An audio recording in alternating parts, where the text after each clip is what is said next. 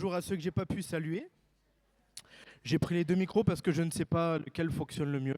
Je crois que ça a l'air d'aller, non? Bon, super. Vous allez bien? C'est une bonne louange. Ça a résumé grandement le message d'aujourd'hui. Donc il n'y en a même pas besoin.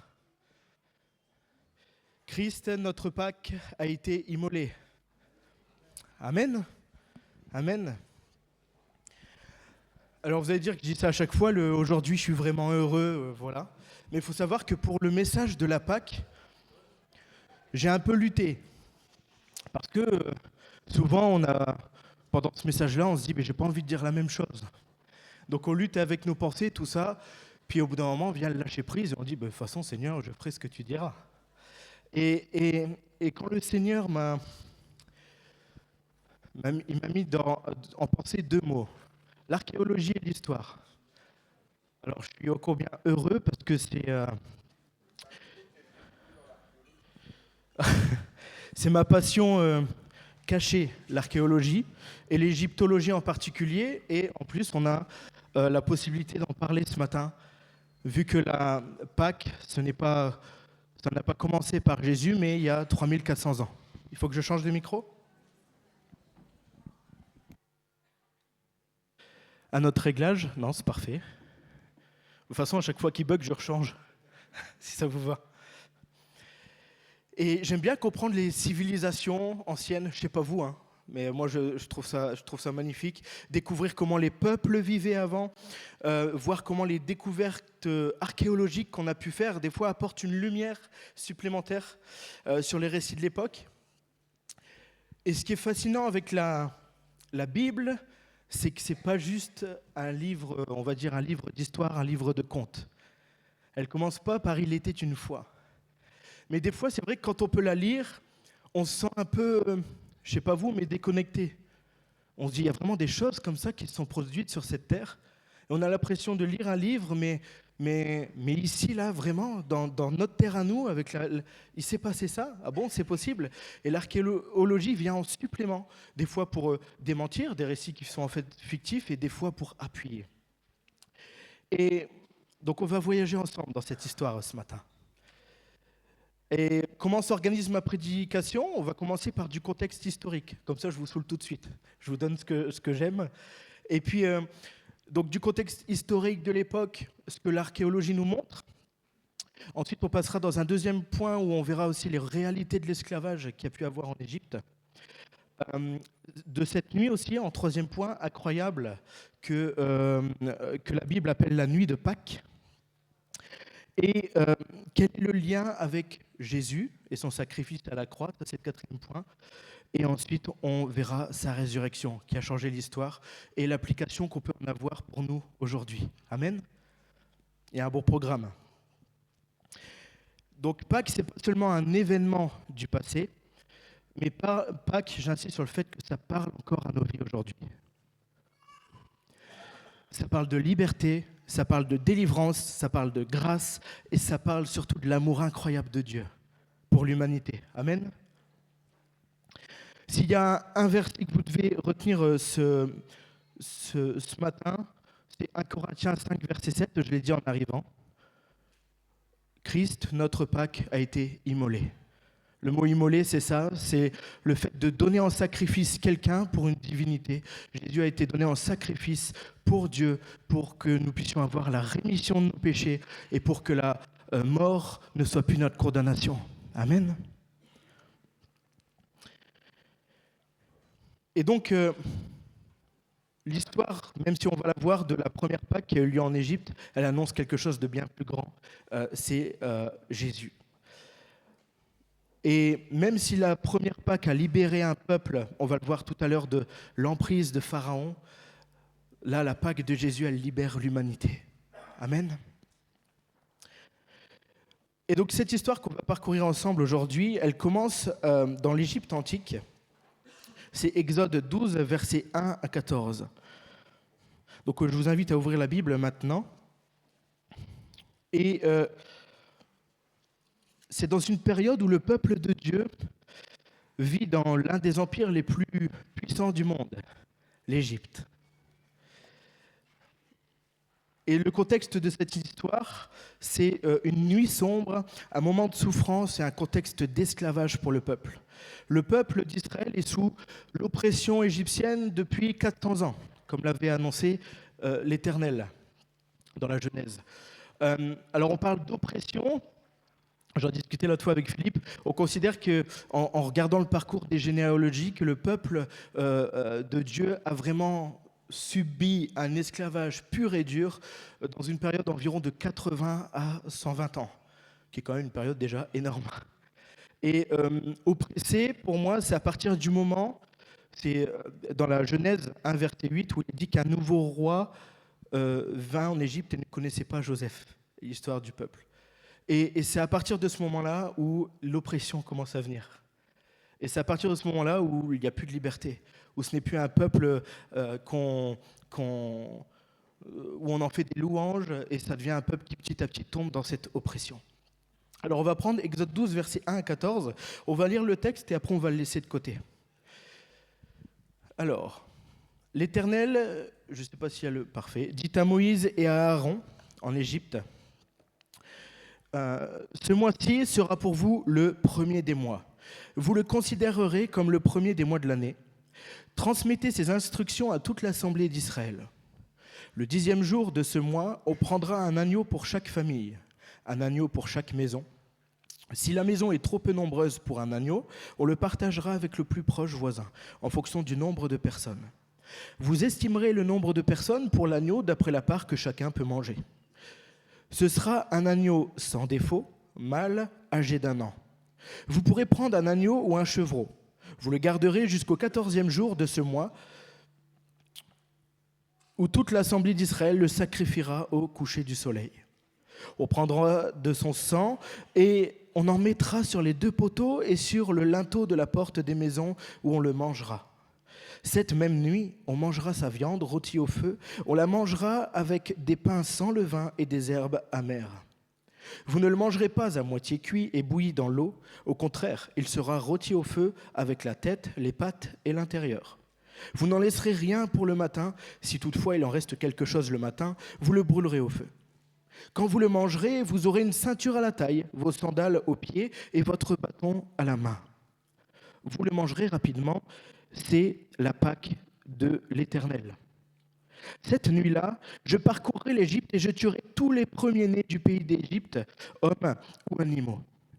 Je mettrai ainsi à exécution mes jugements contre tous les dieux de l'Égypte. Je suis l'Éternel. Pour vous, en revanche, le sang servira de signe sur les maisons où vous vous trouverez. Je verrai le sang et je passerai par-dessus vous. Il n'y aura pas de fléau qui vous détruise quand je frapperai l'Égypte. Vous rappellerez le souvenir de ce jour en le célébrant par une fête en l'honneur de l'Éternel. Cette célébration sera une prescription perpétuelle pour vous au fil des générations. Amen. On va laisser pour l'instant ce texte de côté. On va apporter un peu de contexte déjà. L'Égypte, comme je vous l'avais dit, déjà, ils méprisaient le peuple d'Israël. Ils avaient un mépris pour lui. Alors, pourquoi ? La raison est simple. C'est que, bon, déjà, comme je vous l'ai dit, il y a un nouveau pharaon, un nouveau roi qui est venu, qui ne connaissait pas Joseph, ce qu'il avait fait pour l'ancien roi, et il ne connaissait pas le peuple d'Israël. Et pire que ça, dans Genèse 1, versets 8 et 9, c'est que, on peut dire qu'il prit peur, si tu peux l'afficher. Un nouveau roi parvint au pouvoir en Égypte, un roi qui n'avait pas connu Joseph. Il dit à son peuple: voilà que les Israélites forment un peuple plus nombreux et plus puissant que nous.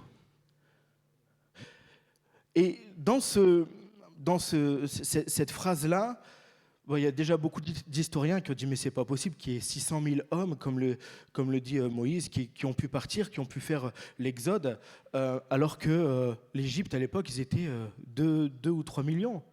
Mais là, on voit bien que les Pharaon dit qu'ils forment un peuple plus nombreux et plus puissant que nous.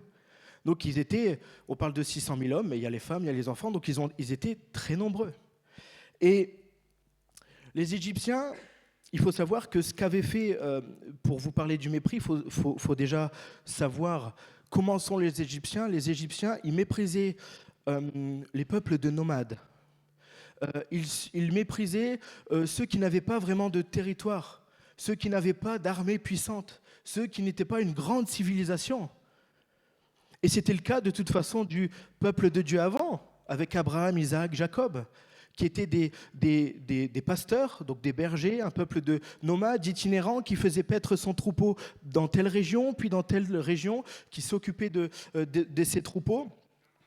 Et de toute façon, il était facile pour les Égyptiens de mépriser le peuple de Dieu parce qu'ils n'avaient rien, mis à part ce que Pharaon leur avait donné à l'époque, le pays de Goshen, qui est à l'est du delta du Nil. D'ailleurs, ce qui est intéressant, c'est qu'il est vraiment pas loin de Canaan. C'était plus facile pour le peuple de Dieu de partir. Et ce qui se passe, c'est que, car tous les bergers, c'est dans Genèse 46, verset 34, car tous les bergers sont en abomination aux Égyptiens. Et il était facile, même à l'époque, pour Pharaon, même s'ils ont dit, vas-y, établis ton peuple, Joseph, il n'y a pas de souci, il les avait quand même mis au delta est du Nil. Donc, il les avait mis à part. Et ils se sont dit, nous, on s'en fout de ces terres-là, même si ce sont des terres d'abondance, où les troupeaux et où il peut y avoir de la richesse, c'est bien, tant mieux. Nous, on n'est pas de ce genre de peuple-là. Donc, si eux, c'est des nomades qui aiment prendre soin de leurs troupeaux, c'est parfait pour eux. La Bible dira que c'est la meilleure partie de l'Égypte que Pharaon leur avait donnée. Eux, ils ne le voyaient pas comme ça, les Égyptiens. Mais la Bible dira que Pharaon leur avait donné la meilleure partie de l'Égypte. Donc là, on va rentrer dans le point 1, c'est le contexte historique. À cette époque, vous le savez, l'Égypte, c'est une superpuissance. C'est une civilisation qui est impressionnante. Quelqu'un est déjà allé en Égypte ici? Oui? C'est beau, hein? Non, franchement.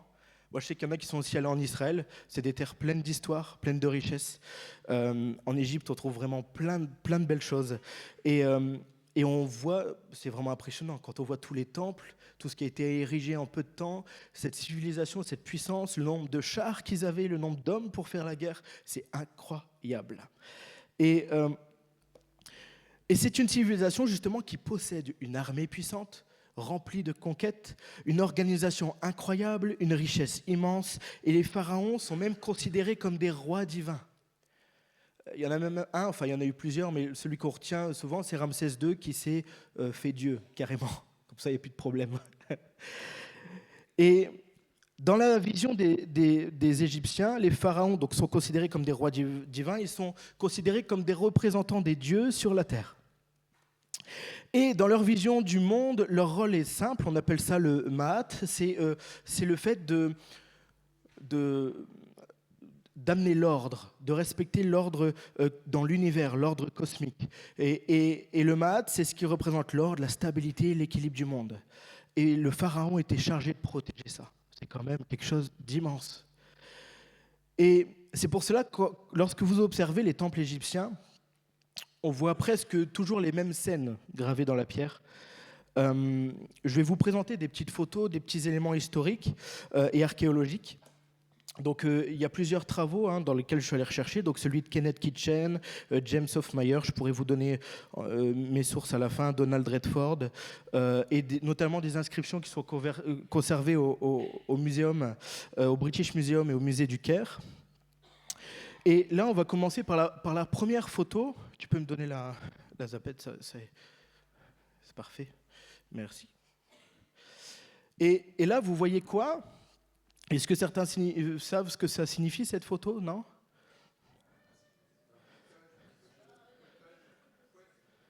Alors, c'est pas fouetté, ouais. C'est pour vous parler de la propagande égyptienne.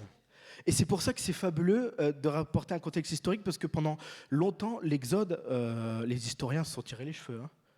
Il était même facile de démentir, on va dire, l'Exode, mais depuis qu'il y a eu la traduction de la pierre de Rosette en 1822 avec Champollion, tout ça, ça a apporté beaucoup d'éléments en plus. Et là, ce qu'on voit, c'est quoi? C'est tout simplement un pharaon, ok, c'est Ramsès II en plus, mais il peut y en avoir plusieurs, qui tient une massue à la main. Et bon, là, c'est effacé parce qu'il y a eu beaucoup de... Comment on appelle ça de... Non, c'est pas ça. Comment on appelle, aidez-moi, quand il y a eu des graffitis, là, des dégradations, enfin voilà. Ouais, c'est ça. Il y a eu beaucoup de dégradation. Et donc là, en fait, ce qu'on voit, c'est son ennemi qui est représenté ici à genoux, qu'il tire par les cheveux et lui avec sa massue. Et le pharaon, là, il est représenté comme un guerrier puissant. Il attrape ses ennemis par les cheveux, il lève une massue, il frappe ses peuples ennemis. Et les ennemis sont tous représentés soit attachés, humiliés ou écrasés. Les historiens, ils appellent toujours cette scène le pharaon qui terrasse ses ennemis. Terrasser, c'est vraiment humilier, mettre à genoux. Et le message est clair en regardant ça. Vous le voyez dans tous les temples, là, c'est incroyable. Pourquoi ? Parce que les Égyptiens étaient vraiment, il faut le dire, très fiers, très orgueilleux. De toute façon, quand tu construis un temple, quand tu es pharaon, tu ne vas pas mettre tes défaites. Ça serait un peu bête. Donc, tous les cartouches que vous pourrez voir des temples, vous voyez des peuples soumis, des peuples mis à genoux, le pharaon qui terrasse ses ennemis, etc. Parce que ça servait surtout à montrer la puissance du roi, la protection des dieux, de voir que les dieux étaient avec lui, qu'il était puissant, et de voir qu'il y avait un autre niveau entre le peuple et pharaon.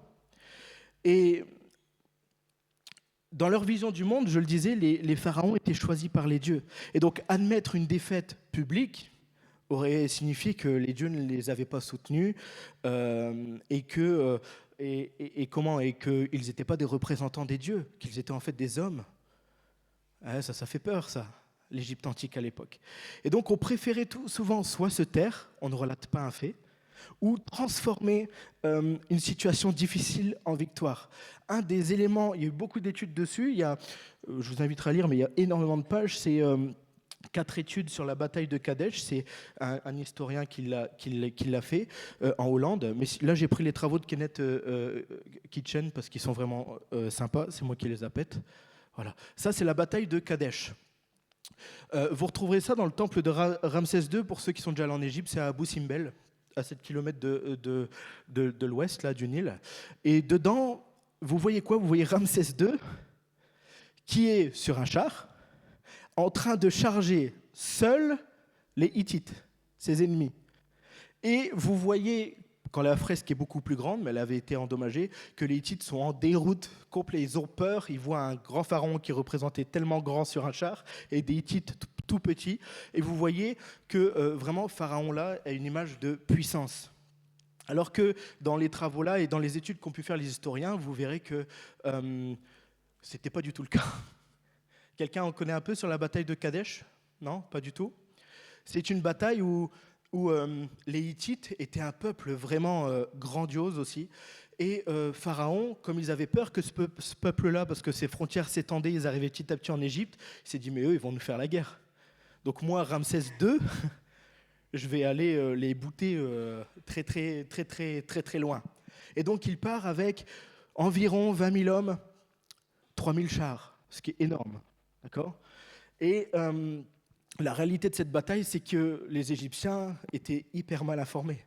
Ils croyaient que les Hittites étaient beaucoup plus hauts dans leur pays, et donc ils se sont dit, on a le temps, donc on va traverser par division, par colonne, donc chaque division l'une derrière l'autre, et ils n'étaient pas prêts du tout pour la guerre, et les Hittites, en fait, les ont submergés. Ils sont venus de gauche et de droite, et ils ont mis en déroute le campement des Égyptiens, et Ramsès II a même failli se faire capturer. Il a même failli se faire capturer, mais ce qui leur a laissé du temps pour se réorganiser leur armée, c'est que les Hittites, ils étaient à fond sur l'argent, ils étaient en train de piller le camp des Égyptiens. Donc ça leur a laissé le temps de se réorganiser en armée, que les autres divisions arrivent, et puis de tout juste les repousser. Et chacun, après, n'a pas voulu continuer le combat parce qu'ils avaient tous eu des grosses pertes, ils sont repartis chacun de leur côté. Et il y a eu un traité de paix, on voit même des images sur des temples, j'ai dû raccourcir, mais qui a été fait entre le chef des Hittites et Ramsès. Mais donc vous voyez que la réalité n'est pas du tout la même, c'est purement de la belle propagande. C'est qu'on voit qu'il y a un pharaon qui cherche seul ses ennemis alors qu'il a failli se faire capturer, le pépère. Et donc la bataille, on voit qu'elle était plutôt match nul. Et c'est très important pour la question biblique, comme je le disais, parce que pendant des années, les historiens pouvaient facilement refuter l'existence de l'Exode, même si les dates coïncidaient, mais ils n'avaient que comme support la Bible. Et aucune preuve ne pouvait être montrée. Les hiéroglyphes étaient invisibles, illisibles, et personne ne pouvait les comprendre. Et si l'Exode se produit comme la Bible le décrit, l'Égypte aurait subi une humiliation énorme. Les 10 plaies d'Égypte. Rien que ça, c'est l'humiliation suprême. Quand vous avez un pharaon qui se prend pour Dieu et que Dieu l'écrase et le terrasse, Dieu terrasse le pharaon. Il n'y a pas ça sur les temples, c'est pas possible. Et donc en fait, ce qui se passe, c'est qu'on voit des esclaves qui s'échappent en grand nombre, donc l'Égypte n'est même plus capable de les retenir.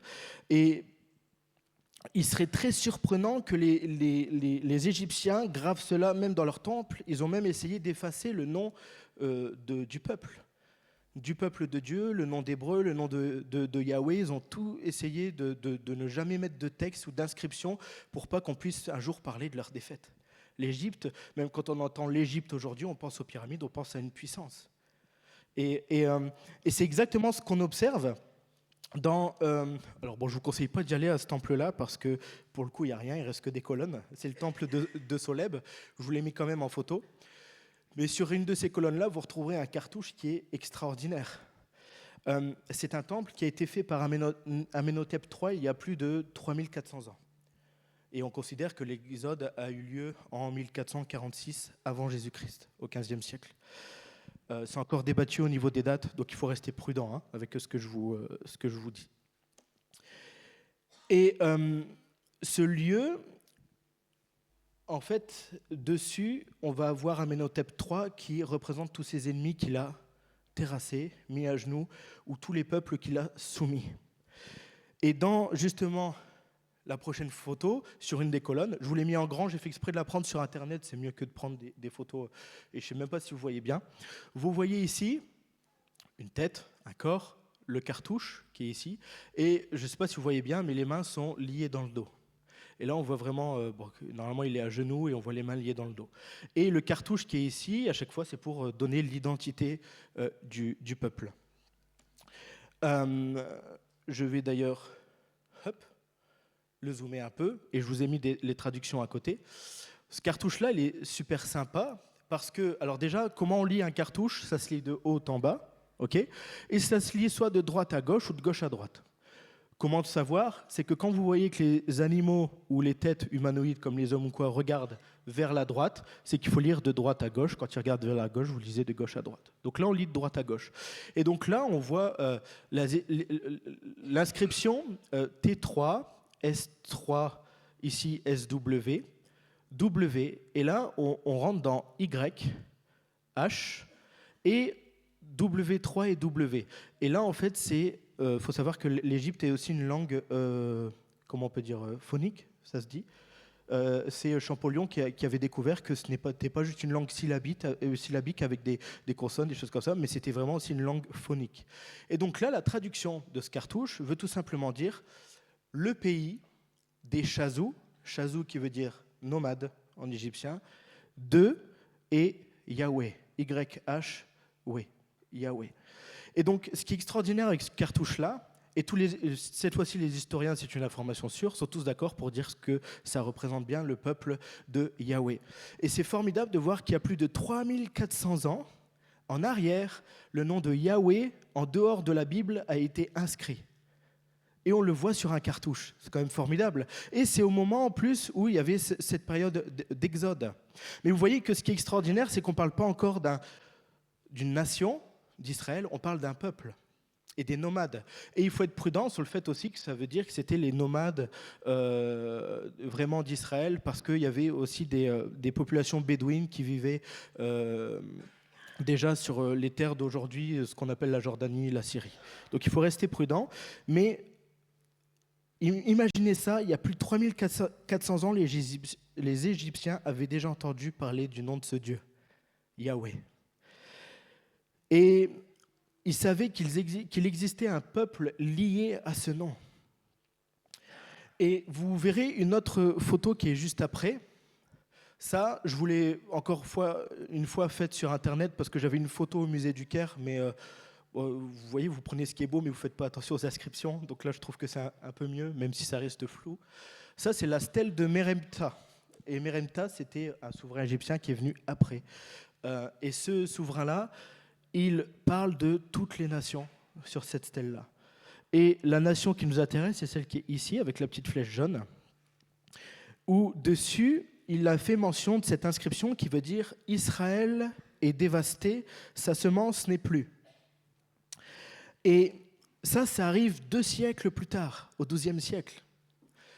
Et ce qui est fort au début, c'est qu'on voit un peuple, des groupes de nomades, et ensuite on voit que quelques siècles plus tard, 2 siècles, ces nomades sont devenus un peuple, et que maintenant, au lieu de marquer le nom de Chazou, on marque le nom d'Israël, une nation. Et ça coïncide même avec l'histoire de Josué dans la Bible qui se déroule au XIIIe siècle, en plein milieu, où vous voyez que c'est là où tout commence concrètement. C'est l'entrée en Canaan, les conquêtes, Jéricho, Haï, c'est là où tout se passe au XIIIe siècle, et la répartition du pays entre les tribus d'Israël. Donc, vous voyez, c'est ainsi que l'Éternel donna à Israël tout le pays qu'il avait juré de donner à leur père. C'est dans Josué 21, versets 43-45. Ils en prirent possession et s'y établirent. L'Éternel leur accorda du repos tout alentour, comme il l'avait juré à leur père. Aucun de leurs ennemis ne put leur résister. Et l'Éternel les livra tous entre leurs mains. De toutes les bonnes paroles que l'Éternel avait dites à la maison d'Israël, aucune ne restera sans effet, toutes s'accomplirent. Amen. Mais, donc il faut rester prudent avec ça, parce qu'on ne confirmera jamais à 100%, mais au XIVe siècle, on voit un peuple de nomades. Au XIIIe siècle, on voit ce peuple qui fait des conquêtes qui arrivent dans son pays. Et au XIIe siècle, vous avez la première mention du nom d'Israël. Et donc, en fait, c'est quand même impressionnant de voir que la Bible, c'est un livre historique. Les archéologues, les historiens sont vraiment appuyés dessus et s'appuient toujours dessus. On peut être même archéologue biblique. Ça, c'est super. Et il y a vraiment des phénomènes qui se sont produits qui sont hallucinants. Et un qui nous intéresse le plus, ne vous inquiétez pas, après on va vraiment parler de Jésus, tout ça, il n'y a pas de problème. Et j'en ai mis un dernier, c'est une dernière photo, c'est cette photo-là, c'est parfait, tu as déjà affiché. C'est le papyrus d'Ipuwer, qui est au musée de Leiden, aux Pays-Bas, en Hollande. Vous le connaissez, ce papyrus-là? Non? Oui, tu connais un peu, Dédé? Un petit peu, ça ne me surprend pas. Et ce document, donc en anglais, c'est The Admonition of an Egyptian Sage. Donc c'est les admonitions d'un sage égyptien, enfin un sage, qui en fait va relater des faits surprenants qui ont eu lieu justement au XIVe siècle. C'est une reproduction, c'est une copie qui date du XIIIe siècle, et on considère que le texte plus ancien vient au XIVe siècle. Et dans ce texte, un sage nommé Ipuwer décrit un pays qui est plongé dans le chaos. Et certains passages ressemblent étonnamment à des éléments du récit de l'Exode. Et même si les historiens restent prudents pour plusieurs raisons, je vais quand même vous citer, je vais mettre d'un côté ce que cite le papyrus et d'un côté ce que dit la Bible. Alors, je n'ai pas pu vous le mettre en photo, ça ne passait pas, même pour moi, ça va être compliqué de le lire, mais je vous le dis. Donc, d'un côté, on a le papyrus qui dit « La peste s'est abattue sur tout le pays. Il y a du sang partout. Le fleuve est de sang. Les hommes ont peur de goûter l'eau. Les humains ont soif d'eau.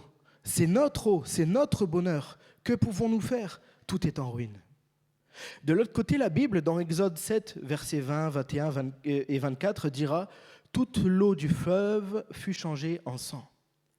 Il y avait du sang sur toute la terre d'Égypte et le fleuve le puait. Et tous les Égyptiens creusèrent le sol aux abords du Nil pour trouver de l'eau potable, car ils ne pouvaient boire l'eau du fleuve. » On reprend le papyrus. « En vérité, les portes, les colonnes et les murs de la ville sont détruites par le feu. La basse Égypte pleure, le palais entier est privé de revenus, alors que le blé et l'orge, les oies et les poissons lui reviennent de droit. En vérité, le grain a péri de tous les côtés. En vérité, ce que l'on voyait hier a disparu aujourd'hui. La campagne est désertée et la cueillette du lin abandonnée. Et la Bible nous dira, c'est dans Exode 9, du chapitre 23 jusqu'à Exode 10, 15, « Et le feu courait le long du sol. Il y eut de la grêle et du feu mêlé à la grêle, une grêle très forte. Et la grêle frappa toute l'herbe des champs et brisa tous les arbres des champs. Et le lin et l'orge furent frappés, car l'orge était en épi et le lin en fleurs. Mais le blé et le seigle ne furent pas frappés, car ils sont tardifs. Et il ne resta aucune verdure sur les arbres et sur l'herbe des champs dans tout le pays d'Égypte. » On continue. « Le cœur de tous les animaux pleure, les troupeaux gémissent. Vois, les troupeaux sont abandonnés et il n'y a personne pour les rassembler. » La Bible dit, « La main de l'Éternel frappera les troupeaux qui sont dans les champs et il y aura une peste très grave. Rassemble à la hâte tes troupeaux et tout ce que tu possèdes dans les champs. Et celui qui n'écouta pas la parole de l'Éternel laissa ses serviteurs et ses troupeaux dans les champs. » Le pays est sans lumière. La Bible dit, « Et il y eut une obscurité épaisse sur tout le pays d'Égypte. » En vérité, les enfants des princes sont précipités contre les murs. En vérité, les enfants des princes sont jetés dans les rues. La prison est en ruine. Partout, le frère enterre son frère. Des gémissements s'élèvent dans tout le pays, se mêlant aux lamentations. Et la Bible dit, « Et il arriva au milieu de la nuit que l'Éternel frappa tous les premiers-nés dans le pays d'Égypte. Depuis le premier-né de Pharaon qui était assis sur son trône, jusqu'au premier-né du captif qui était dans la prison. Il n'y avait pas de maison où il n'y eut un mort. Il y eut un grand cri en Égypte. Vois, le feu s'élève dans le ciel, ses flammes se dirigent vers les ennemis du pays. » Dans la Bible, il est dit, « Le jour dans une colonne de nuée pour leur indiquer la route, et la nuit dans une colonne de feu pour les éclairer, afin qu'ils puissent marcher de jour et de nuit. » Et le dernier passage de ce papyrus dit, « L'or et le lapis lazuli, l'argent et la malachite, la caréalite et le bronze sont autour du cou des esclaves femelles. » Et la Bible dit, « Et ils demandèrent aux Égyptiens des objets d'argent, des objets d'or et des vêtements. Et l'Éternel fit que le peuple des Israélites trouva grâce aux yeux des Égyptiens qui acceptèrent leurs demandes. Ils dépouillèrent ainsi l'Égypte de ses richesses. » Et donc bon, ça converge bien comme il faut, mais on reste prudent quand même. C'est juste pour vous dire que toutes ces choses qui sont arrivées, ce texte qui reste très intéressant, l'archéologie, elle ne remplace pas la foi. Mais elle nous rappelle que la foi biblique, ça ne se déroule pas dans un mythe. Ce que la Bible annonce, c'est des choses, en tout cas, qui ont été retrouvées, traduites et qui se sont vraiment produites. Ça s'inscrit vraiment dans l'histoire. Et moi, je trouve ça trop intéressant de pouvoir s'appuyer des fois sur l'archéologie, de voir que des traces peuvent encore exister aujourd'hui. Dieu voyait un peuple là où les hommes voyaient des nomades. Bien avant l'Égypte, c'est dans Genèse 15, verset 13, bien avant Moïse, bien avant l'esclavage, Dieu il avait parlé à Abraham. L'Éternel dit à Abraham, « Sache que tes descendants seront étrangers dans un pays qui ne sera pas à eux. On les réduira en esclavage et on les opprimera pendant 400 ans. » Le Seigneur savait déjà tout ça. Mais il savait ça, mais il savait aussi surtout la suite. Dieu avait déjà annoncé l'histoire, l'oppression, la servitude, mais aussi surtout la délivrance. Et les hommes voyaient des nomades, comme je le disais, mais Dieu voyait un peuple. Les hommes voyaient des bergers sans terre, mais Dieu préparait une nation. Et ce peuple que Dieu prépare va traverser une période terrible d'esclavage. C'est mon point 2, c'est la réalité de l'esclavage. Et là, la Bible décrit une situation avec une force incroyable. Dans Exode 1, versets 13 à 14, il est dit « Les Égyptiens réduisirent les enfants d'Israël à une dure servitude. Il leur rendit la vie amère par des rudes travaux en argile et en briques. » Donc à cette époque-là, en fait, ils étaient en train de, c'est la Bible qui le dit, de construire le temple de Ramsès, donc pas le moindre, vu le gaillard. Et ça commence par un P, je m'en souviens plus. Je sais plus, mais c'est marqué dans la Bible, j'aurais dû le noter. Et Python et Ramsès. Et Donc la Bible dit leur vie était amère. De la fatigue, de l'injustice, de l'oppression, l'humiliation. Ils vivaient carrément dans un système qui les écrasait. Et dans Exode 1, verset 11, il est dit « Ils établirent sur eux des chefs de corvée afin de les accabler de travaux pénibles. » Des travaux pénibles. Ils partent vers les chantiers, ils extraient l'argile, ils mélangent la boue, ils fabriquent des briques, ils transportent des matériaux. Et ces briques servent à construire justement ces grosses villes entrepôts que je vous dis. Ils construisent la richesse de l'Égypte, mais eux restent esclaves. Les Égyptiens imposaient des quotas journaliers. Exode 5, verset 13. Les exacteurs les pressaient en disant « Achevez votre tâche, la tâche de chaque jour. » Chaque jour, il faut produire encore. On s'en fout que tu sois malade, on s'en fout que tu sois fatigué, tu produis. Et ça, c'était le contexte dans lequel ils vivaient. La maladie ne comptait pas, la douleur ne comptait pas. Et la situation devient encore plus injuste quand Dieu dit à Moïse et à Aaron d'aller parler à Pharaon. Vous vous souvenez dans la Bible ? Quand Moïse et Aaron se présentent devant le Pharaon et qu'ils disent « laisse aller notre peuple » pour honorer notre Dieu. Et là, Pharaon, il s'énerve. Et il dit que si le peuple, en gros, si le peuple a le temps de penser à la liberté, c'est qu'il n'est pas assez sous le joug de la servitude. Et donc, s'ils ont le temps de penser à prendre des vacances, c'est qu'ils ne travaillent pas assez. Ce sont des paresseux. Et vous retrouverez ce terme-là 3 fois dans un verset de la Bible. Paresseux, des paresseux, vous êtes des paresseux. Et le but de Pharaon là, c'est que dans Exode 5, versets 7 et 8, et on peut même mettre la suite, le verset 9, « Vous ne donnerez plus comme avant de la paille au peuple pour faire des briques, ils iront eux-mêmes ramasser de la paille. » Bon, déjà, ça c'est encore pire, mais en plus, la suite, « Vous leur imposerez néanmoins la quantité de briques qu'ils faisaient auparavant. Vous n'en supprimerez rien.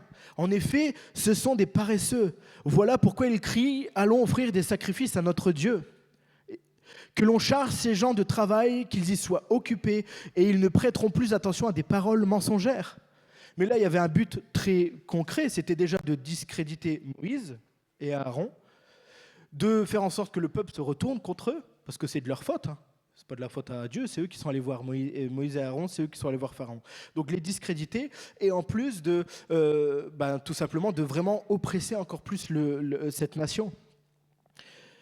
Donc, imaginez un peu, c'est qu'avant, on vous fournissait la paille, vous galériez à faire votre quota, et là maintenant, vous devez aller la chercher vous-même. Et ils doivent fabriquer ces briques. Et lorsque les quotas ne sont pas atteints, Exode 5, verset 14 nous dit « Les inspecteurs des enfants d'Israël furent battus ». Ces inspecteurs-là sont des Israélites qui ont été mis sur eux, ils ont été sélectionnés, et quand le quota n'est pas atteint, ils prennent cher. Ils vivent sous la pression, la peur, les coups, l'humiliation. Et la Bible résume tout en disant « Ils lui rendirent la vie amère ». Amère, quand tu as la vie amère, tu n'as plus envie de la vivre. Quand ta vie elle est amère, c'est-à-dire qu'elle n'a pas un bon goût. Et j'ai trouvé là une image de nos propres esclavages, des fois. Cette histoire, elle parle aussi de nous, parce que beaucoup de personnes, des fois, peuvent vivre dans une forme d'esclavage. Esclaves de la peur, esclaves du péché, de la culpabilité, de la honte, de l'échec. Et parfois, on se dit, mais est-ce que Dieu voit ma situation ? Et c'est exactement ce que les Israélites ont dû se penser. Pendant 80 à 120 ans, ils ont vécu cette période d'esclavage dur et ils ont eu 400 ans d'oppression. Mettez-vous un peu à leur place. Des grands-parents, des arrière-grands-parents qui sont morts, des parents, des enfants qui sont nés dans ce pays, qui n'ont découvert que ça, qu'ils sont morts en n'ayant découvert que ça. Et qui, eux, ont dû se poser des questions. Dieu, tu fais quoi ? Et qu'ils n'ont jamais eu de réponse de leur vie. Ils sont morts en ayant connu l'esclavage, ils sont nés en ayant connu l'esclavage. La vie était amère. Et moi, je me dis, mais il y a de quoi nous remettre en question sur ce qui compte vraiment, non ? La réponse à tes questions ou ta fidélité à Dieu malgré son silence ? Dieu, lui, n'avait rien oublié et après des années de silence, Dieu parle et il annonce une nuit différente de toutes les autres. qu'on va voir maintenant, c'est mon troisième point, c'est la nuit qui change tout. Il arrive une nuit qui va changer l'histoire.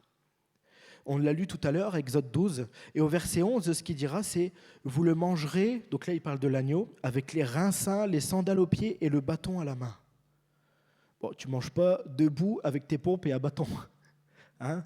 Quand tu es chez toi, tu enlèves tes souliers, et puis tu fais en sorte de te mettre confort et puis de bien manger.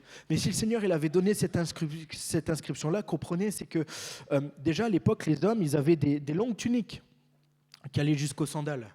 Et donc, ils ne pouvaient pas courir, s'abaisser ou faire des tâches pénibles avec cette tunique-là. Le seul moyen de le faire, c'était de la relever et puis de ceindre leurs reins, de mettre une ceinture pour qu'ils puissent avoir leurs jambes libérées pour pouvoir courir. Donc là, le Seigneur il leur disait clairement, mais ne vous asseyez pas. Ne vous asseyez pas. C'est la nuit où vous allez prendre un nouveau départ. Vous allez marcher vers votre liberté. Il y a eu ce bâton. Bon, tu ne manges pas avec un bâton. Le bâton, c'est le bâton du voyageur. C'est tout simplement le bâton qui va en fait... c'est l'outil du voyageur, l'outil du berger. Et c'est ce qui sert à marcher longtemps, à se défendre, à guider le troupeau. Et le Seigneur, là, il disait des messages comme c'est pas seulement la fin de l'esclavage, c'est le début d'un chemin. Ce soir, vous mangez de l'agneau et demain, vous serez libre. Et les sandales aux pieds, bien sûr, quand ils arrivaient chez eux, ils se déchaussaient, là, ils gardaient leurs sandales, donc prêts à partir. Et là, il donne une autre instruction, c'est le sang qui protège. Il donne une instruction très précise, c'est Exode 12, verset 7. On prendra de son sang et on en mettra sur les poteaux et les linteaux de la porte. Des maisons où on le mangera. Exode 12, verset 13 nous dit ensuite « Je verrai le sang et je passerai par-dessus vous ». Et ça, c'est le mot « Pâques », passer par-dessous. C'est la traduction hébraïque du mot « Pâques », c'est « Pessa ». Philippe nous l'avait rappelé déjà l'année dernière, la fête de l'intériorité. Et ce mot signifie « passer par-dessus », le jugement qui passe au-dessus. Et ça, c'est un rappel de la 10e plaie d'Égypte, quand Dieu fait s'abattre la mort sur tous les premiers-nés d'Égypte, et sauf ceux sur lesquels la maison, les linteaux et les poteaux ont été imbibés de sang de l'agneau. Et moi, ce qui m'a frappé là, quand je lisais ce texte-là, moi je suis désolé, mais le Seigneur, il n'a pas dit « je verrai votre perfection ». Je verrai votre courage, je verrai votre force et mon jugement passera au-dessus. Si vous êtes assez fort, si vous êtes assez courageux, si vous êtes assez parfait, je ne vous jugerai pas. Non, il a regardé à quoi? Il a regardé au sang de l'agneau. Et si je vous ai raconté tout ce contexte historique, cette situation-là, c'est pour qu'on puisse arriver ce matin à se mettre à leur place. Moi, je me suis mis à leur place rien que cette nuit-là. Vous entendez des instructions comme ça. Il faut mettre le sang comme ça, sur les poteaux, puis sur le linteau. Tu dois manger l'agneau comme ceci. S'il en reste le lendemain, tu as intérêt à le brûler. C'est des instructions précises et tu ne dois pas t'écarter ni à droite ni à gauche. Vous auriez été comment, vous, cette nuit-là? Personnellement, je serais en flip total. Mais j'aurais peur. J'ai beau croire en Dieu et je suis content de faire partie de son peuple. Je ne suis pas de l'autre côté déjà, tant mieux. Mais on a quand même Dieu qui a dit mets du sang sur tes linteaux et tout et mets-le parce que sinon, s'il n'y en a pas, quick. Donc moi, je suis désolé, mais je suis papa, Alix et Lison. J'ai une femme, on me dit tu dois mettre du sang sur les linteaux, sur ta porte et compagnie. Je vais regarder plusieurs fois, savoir si j'ai bien imbibé, si c'est assez clair. Je mets une deuxième couche, une troisième couche. Auparavant, j'aurais mis une primaire d'accroche. Vous voyez ce que je veux dire? Mais c'est normal, non?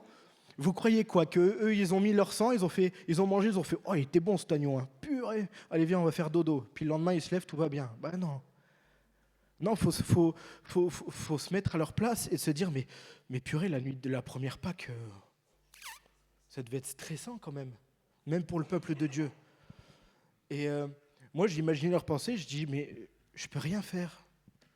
C'est pas moi, Thibaut, qui vais pouvoir sauver ma famille là. Si je ne fais pas ce qui m'est demandé de faire, ça va mal se passer. » Et donc je respecte ce que dit le Seigneur, mais j'aurais vraiment regardé plusieurs fois en disant est-ce que j'ai pas oublié un linteau? Est-ce qu'il fallait pas le faire recto, verso, les décrocher pour le refaire de l'autre côté? Enfin, et c'est pour vous dire que ça c'est un abandon total. La sécurité du peuple, elle dépendait pas d'eux, mais entièrement du sang de l'agneau.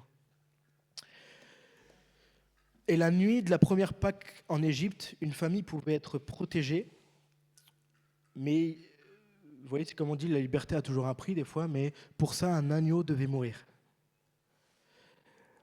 La sécurité de la maison, je le disais, ne dépendait pas de la force de la famille, elle dépendait du sacrifice de l'agneau. Et ça annonçait quelque chose de bien plus grand. Pendant des siècles, Israël, il a célébré la Pâque après, avec chaque année un agneau qui était immolé, en souvenir de cette période-là. Chaque année, le sang, il était versé. Je pense qu'il y en a qui ont dû se poser la question en disant, mais quand est-ce qu'on arrête, quoi? Et qui sera l'agneau définitif? Qui pourra enlever le péché une fois pour toutes? Et c'est là où on a le lien avec le point 4 qui arrive juste après, c'est le lien avec Jésus et son sacrifice à la croix. Parce qu'un jour, Jean-Baptiste voit Jésus arriver et il dit une phrase qui est bouleversante. Il dit, dans Jean 1, verset 29, vous la connaissez?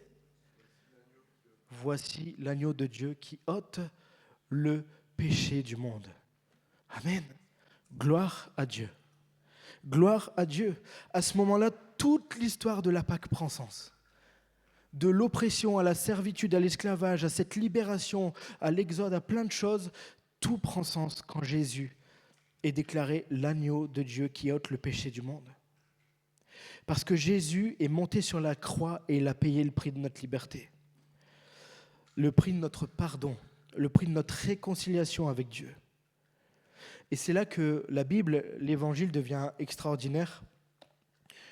Et que je vous disais de retenir ce verset, Christ, notre Pâque, a été immolé, à Corinthiens 5, verset 7. L'agneau de Dieu, enfin de l'Exode, annonçait Jésus. Et il fallait un agneau, on l'a lu tout à l'heure, un agneau qui est innocent. Un agneau sans tache, un agneau pur. Et ça tombe bien parce que Jésus aussi était innocent. Et c'est même pas un de ses disciples qui le dira, c'est Pilate qui le dit. Dans Luc 23, verset 4, Pilate dira aux principaux sacrificateurs et à la foule, « Je ne trouve aucun motif de le condamner, je ne trouve aucun crime en cet homme. » Et pourtant, dans Jean 19, verset 18, ils le crucifièrent. Et ça bouleverse. Je ne trouve aucun crime à cet homme. Que ce soit un animal, ça peut moins nous toucher, selon certaines personnes ou autres. Mais là, il arrive que Jésus, celui qui n'a rien fait, qui était innocent, a été sacrifié. Ils le crucifièrent. Son sang, il est versé. Matthieu 26, verset 28, « Car ceci est mon sang, le sang de l'alliance qui est répandu pour plusieurs pour la rémission des péchés. » Franchement, Seigneur, Amen. Merci. La grande différence, c'est que dans l'Exode, le sang protège pour une nuit, mais que le sang de Jésus, lui, protège pour... Amen, l'éternité. L'éternité, frères et sœurs. On n'a plus à faire ça, on n'a plus à avoir peur, à être sous le poids de la condamnation, sous le poids de la mort. Nous sommes plus que vainqueurs en Jésus. Amen.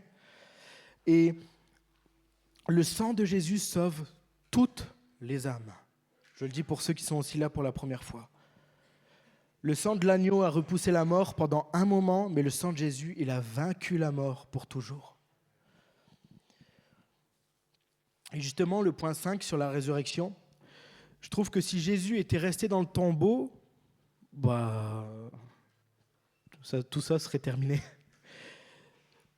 Mais il n'y aurait pas eu vraiment cette liberté. Je vois la résurrection comme la preuve que le sacrifice a été accepté. C'est comme ça que je le vois. C'est-à-dire quand vous voyez que le peuple d'Israël n'a pas été touché le lendemain quand ils ont mis du sang de l'agneau ou quoi, c'est que tout a fonctionné comme il fallait. C'est que le Seigneur en éprouve du contentement. Quand Jésus il a été sacrifié sur la croix, s'il est ressuscité après, c'est parce que pour moi le sacrifice a été accepté, c'est tamponné. C'est bon, il est bien mort pour votre condamnation. Maintenant, j'accomplis ma parole. Ressuscité le 3e jour. Et Matthieu 28, verset 6 nous dira, « Il n'est point ici, il est ressuscité comme il l'avait dit. Venez, voyez le lieu où il était couché. » Amen. Ça devait être extraordinaire à vivre, ça, à voir. C'est la première fois que tu as envie de te déplacer pour voir un tombeau vide. D'habitude, tu veux toujours voir des choses. Mais là, tu dis, ah oui, il n'y a rien, je veux bien les voir. Là, ça ne te dérange pas. Gloire à Dieu. 1 Corinthiens 15, 55, verset 57 aussi. « Ô mort, où est ta victoire ? Ô mort, où est ton aiguillon ? L'aiguillon de la mort, c'est le péché, et la puissance du péché, c'est la loi. Mais grâce soit rendue à Dieu, qui nous donne la victoire par notre Seigneur Jésus-Christ. » Amen. Et ça, c'est ce qui fait que je suis là aujourd'hui. C'est la plus belle des fêtes. Mais vous vous rendez compte qu'on fête notre liberté définitive. On fête notre liberté face à la mort, face au péché, face à la peur, face à ce qui nous culpabilise. On fête notre victoire, la victoire de Jésus. Et ça, je rends gloire à Dieu pour cela. L'agneau a triomphé. Et ça sera l'objet de mon sixième et dernier point. À Pâques, je notais qu'on célébrait 3 vérités immenses. Bon, il y en a plein d'autres, mais c'est celles qui m'ont parlé en tout cas. Moi, je vois un Dieu qui a tenu ses promesses et qui tient ses promesses. Et c'est pour ça que vous pouvez vous rappeler vos promesses que vous avez reçues de Dieu, parce qu'il les tient. Dieu tient ses promesses. Ce qu'il avait déclaré à Abraham, il l'a accompli. Oui, il y a eu ses 400 ans, mais il a accompli la liberté. Et je peux vous dire que ça devait être dur pour Dieu. Combien de fois le peuple de Dieu les a déçus ? Rien que pour ce qui est mangé. Franchement, on en a marre de ce qu'on mange. On était bien au final chez les Égyptiens, manger du melon, des trucs comme ça. Non mais c'est insupportable. Vous délivrez un peuple, ça c'est l'être humain, il ne se souvient plus d'avant. Il ne se souvient plus de tout ce qu'il a morflé, son père, son grand-père qui sont morts sans voir la liberté. Et puis là, ça y est, ça ne leur va pas, il fait trop chaud, ils n'ont pas la nourriture qu'il faut. Quand est-ce que ça arrive ? C'était été opprimé pendant 400 ans, attends un peu. Et le Seigneur, il a quand même accompli toutes ses promesses, il a été patient. Mais il a été d'une extrême patience. Alors qu'il y avait un peuple, il méritait quelques claques, ce peuple. Et le Seigneur est patient avec nous. Et Dieu tient ses promesses, ça c'est la première vérité. Le sang protège du jugement. Et nous, bien-aimés, on est protégés, on est libérés du jugement. Nous ne sommes plus sous le jugement, parce que Christ, son sang, a été versé pour nous. Et nous sommes sous la liberté. La Pâque de Jésus libère pour toujours. Je disais, je vous l'avais dit dès le départ, que la première Pâque, elle a libéré un peuple d'un tyran, mais que là, la Pâque de Jésus libère toute l'humanité du péché et de la mort. Et de ses conséquences. Et aujourd'hui encore, j'ai envie de vous dire, Dieu voit le sang et passe au-dessus. La Bible dit, si le Fils vous affranchit, vous serez réellement libre. Et ça signifie que personne ici n'est obligé de rester esclave de la peur, de la culpabilité, du passé, du péché, parce que Jésus l'a déjà payé le prix. Et aujourd'hui, la vraie question qu'on doit se poser, c'est pas est-ce que l'histoire de la Pâque est vraie, parce que nous y croyons, mais la vraie question, c'est est-ce que cette victoire est devenue ma victoire ? Est-ce que je crois encore vivre sous le jugement de Dieu ou est-ce que je suis sous sa grâce ? Est-ce que je marche encore dans mon Égypte, dans cette Égypte, dans l'esclavage, ou est-ce que je marche dans cette liberté que Christ a acquise pour moi ? Et la vérité de Pâques, elle est simple. Sur la croix, Jésus, il a pris notre place. Et au matin de Pâques, il a ouvert un chemin. Et ce chemin, c'est un chemin vers la vie. Vous voyez, vers une suite. Enfin, ça y est, les horizons s'ouvrent. Oh, on peut... Mais imaginez quand on vous enlève les chaînes du poignet, que vous pouvez enfin prendre un nouveau départ. Le sentiment que c'est. Et moi, c'est ce qui m'est arrivé. Je sais que ça s'est arrivé pour beaucoup, si ce n'est tout le monde, quand vous avez donné votre vie au Seigneur. Quand vous êtes dit, mais... quand vous l'avez rencontré pour la première fois, vous vous êtes dit, mais enfin, j'ai cette part en moi, j'étais enchaîné, enfin, j'étais sous la peur, sous la culpabilité, mais aujourd'hui, j'ai une espérance.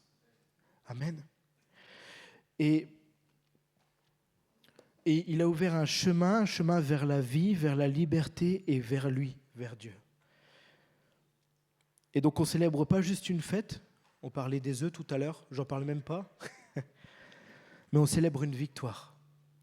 La victoire de l'agneau, la victoire de l'amour et la victoire de la grâce. Amen. Et je réinsiste là-dessus, j'ai fait exprès de le remettre à la fin, je pouvais l'expliquer avant, mais je voulais que ça nous reste dans notre tête, dans notre cœur. La Bible dit que Dieu regarde le sang de l'agneau et lorsque Dieu voit le sang, le jugement passe au-dessus. Et ça, j'ai à cœur de nous le redire, que le Seigneur ne nous a pas dit, j'ai noté, quand je verrai votre courage, quand je verrai votre force, quand je verrai votre perfection. Il a dit, quand je verrai le sang. Et la délivrance d'Israël, on l'a vu, ça ne dépendait pas de leur perfection, ça dépendait du sacrifice de l'agneau, et c'est exactement la même chose pour nous aujourd'hui. Dieu ne nous sauve pas parce que nous sommes parfaits, il ne nous sauve pas parce que nous sommes forts, et il ne nous sauve pas parce que nous réussissons toujours notre vie chrétienne. Il nous sauve parce que c'est le sang de Jésus qui a été versé pour nous. Ça veut donc dire que tes efforts pour essayer de l'honorer, pour dire peut-être que je dois prier plus, peut-être que je dois faire ci, je dois faire ça pour que le Seigneur me réponde, ça n'a rien à voir. Le Seigneur regarde au sang. C'est pour ça que vous avez l'assurance que chaque prière, que chaque questionnement que vous avez, le Seigneur est toujours avec vous, il a toujours une réponse. Parce que vous savez qu'il regarde au sang. Et heureusement qu'il ne regarde qu'à ça. Parce que bien des fois, je l'ai déçu. Je ne vous demande pas de lever la main, je suis le seul. Okay, mais bien des fois, je l'ai déçu, non ? Et heureusement qu'il regarde au sang de Jésus et pas au mien, sinon je n'aurais plus. Et parce que le Seigneur, dans son infinie bonté, il ne te dit pas « il faut que tu fasses davantage, il faut que tu fasses plus d'efforts, il faut que tu pries plus ». Essaye d'être meilleur. La vérité que j'ai notée et qui est simple, et je la redis, c'est que notre salut ne repose pas sur nos performances, mais sur la grâce de Dieu. Et ça ne veut pas dire qu'on ne doit pas l'aimer et lui être fidèle. Dieu nous appelle à l'aimer et à lui être fidèle. Et il nous appelle à marcher avec lui, mais on ne fait pas ça pour acheter comme la faveur de Dieu, vu que ça ne sert à rien, vu que ça a déjà été payé. Mais on fait ça parce que sa présence, on sait qu'elle va transformer notre cœur. Si le Seigneur il nous demande de lui être fidèle et de l'aimer, c'est pas pour avoir des réponses à nos questions, c'est parce qu'il sait que c'est ce qui va produire un changement dans notre être intérieur, qu'on va être renouvelé dans notre paix, dans notre amour, dans notre force pendant l'épreuve.